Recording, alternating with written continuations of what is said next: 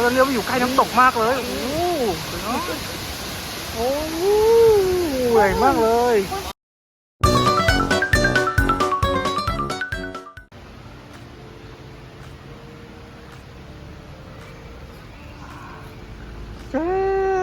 พบกันอีกแล้วกับตีน้อยกับตันวันนี้ตีน้อยวันนี้งกุลรู้จำชื่อผิดตลอดเลยป้าวันนี้งกุลมาเที่ยวที่ไหนเนี่ยที่ไหนน้ำตกอะไรน้ำตกคลองล้านน้ำตกคลองล้านโอ้โหสวยงามมากไหนผมมีน้ำอยู่นี่เดี๋ยวจะพาไปดูน้ำเรื่อยๆนะแล้วหนูจะเล่นด้วยได้ไหมได้วันนี้ตีน้อยมากับครอบครัวตีน้อยเยอะแยะมากมายเลยมากับอากงอาม่าป้าลุงเต็มไปหมดเลยแปะอากงเนี่ยกับตันอยู่นู่นเห็นปะอันนี้ตีน้อยเดี๋ยวเราจะไปเที่ยวไปเล่นตรงไหนบ้างเดี๋ยว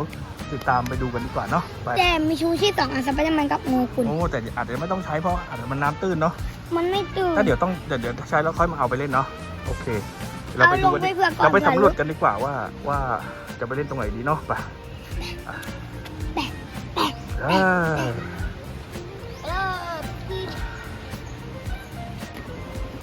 อันนี้เราก็กำลังจะลงไปสำรวจข้างล่างดูว่ามีที่เล่นน้ำตกไหมนะ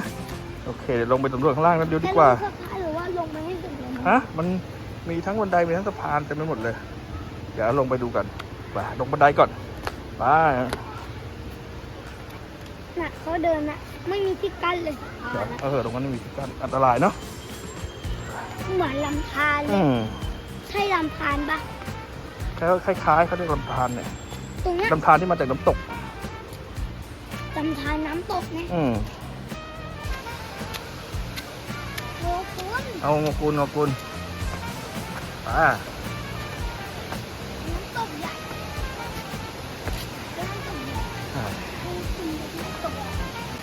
ตอนนี้เราก็แวะกันอยู่ข้างทางซึ่งโงกุลบอกว่ามีน้ำไหลออกมาใช่ไหมมันเป็นน้ำลำธารที่ไหลจากน้ำตกนะเข้าใจไหมลูกเราจะไปนู้นน้ำตกตรงนู้นเราจะเดินเข้าไปอีกนี่มีสะพานเดินเข้าไปคนเยอะเลยคนนี้ตอนนี้ตีน้อยก็มาถึงจุดที่เขาบอกว่ามันจะมีอากาศหินคลองลานเป็นสายพันธุ์ใหม่นะโงกุลเป็นพันธุ์ไม้สกุลใหม่เห็นปะเป็นพืชเฉพาะถิ่นของคลองลานเลยอุทยานแห่งชาติคลองลานเลยนี่จะเป็นแบบนี้สีม่วงๆตอนนี้ถ้าเราโอกาสจะได้เห็นแต่เราต้องเล่นน้ำด้วยแต่มันจะมีให้เราเห็นหรือเปล่าเนาะแต่นี่กัปตันก็มาด้วยนะกัปตันก็ดูน้ำอยู่นี่นะกัปตันไหมกัปตันดูน้ำ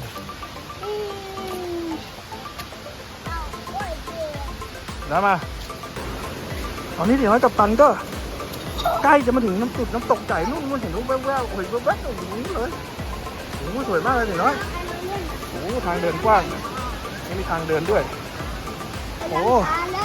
ใช่ถูน้ำเต็มเลยเราไปดูน้ำตกตรงนี้กันเนาะ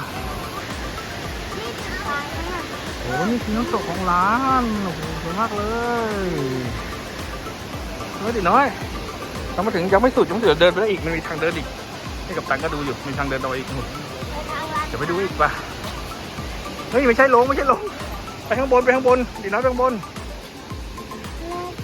งกุลป่ะโอ้แล้วเนี่ยมันอยู่ใกล้น้ำตกมากเลยโอ้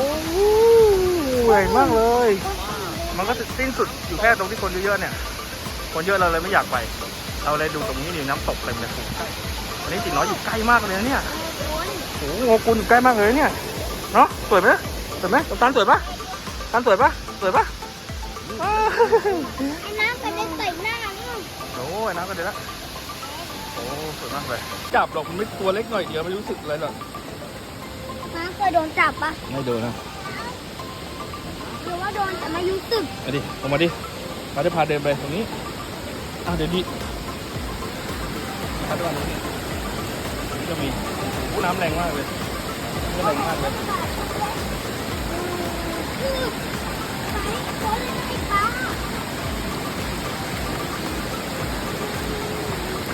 ไปก่อนได้ปะเป็นโคตรหินฮะเนี่ยน้ำไม่กล้าลงเหรอครับมันวิ่งเร็วตอนนี้งกุลก็กำลังมีความสุขกับการนั่งอยู่ที่โขดหินริมน้ำตกโอ้สวยงามความสุขมากสบายมากเลยน้ำเย็นไหมงกุล ไม่เย็นกำลังสบายเหรอ เออ เดินไปไหนเนี่ยหินมันเยอะหินมันเยอะ สบาย เราลื่นนั่งเลย ดูสิ นั่งยองๆเลย ทำไมอ่ะ อ้าวจะไม่ลื่นไงเดี๋ยวอยากกระชาก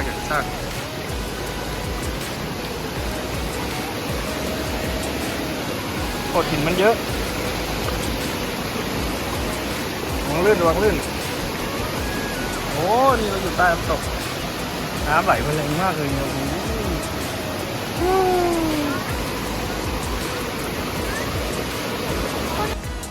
ตอนนี้พี่น้อยกำลังขึ้นมาจากน้ำตกแล้วกับตาได้ขึ้นมาด้วย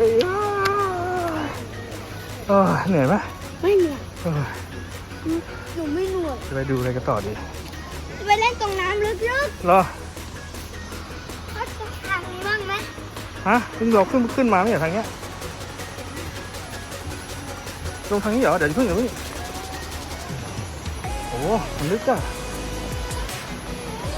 เฮ้ยเรามีชูชีพอ่ะ เหรอ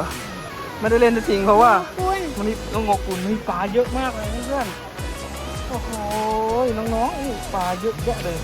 ตีน้อยกลัวปลาเลยไม่กล้าเล่นเลยเนี่ยตีน้อยกลัวปลา ไม่กลัว ใบ ไม่อ เนี่ย ยากลงไม่อยากให้ สวยจริง จับ สวยจริง รำคาญ โอ้คนเยอะเลย โอ้ย ตีน้อยกลัวปลากับตางกุลกลัวปลา ไม่ได้กลัว ปลาเยอะเลยเนาะเต็มไปหมด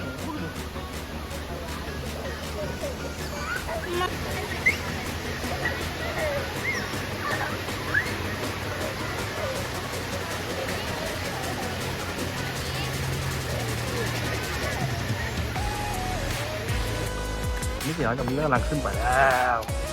โอ้ยวันนี้เรามาท้องลานกันไปขึ้นไปดูกว่า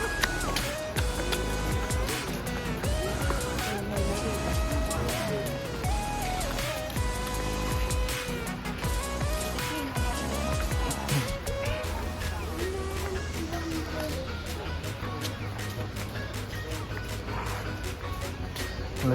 ย ที่ไม่ใช้ก็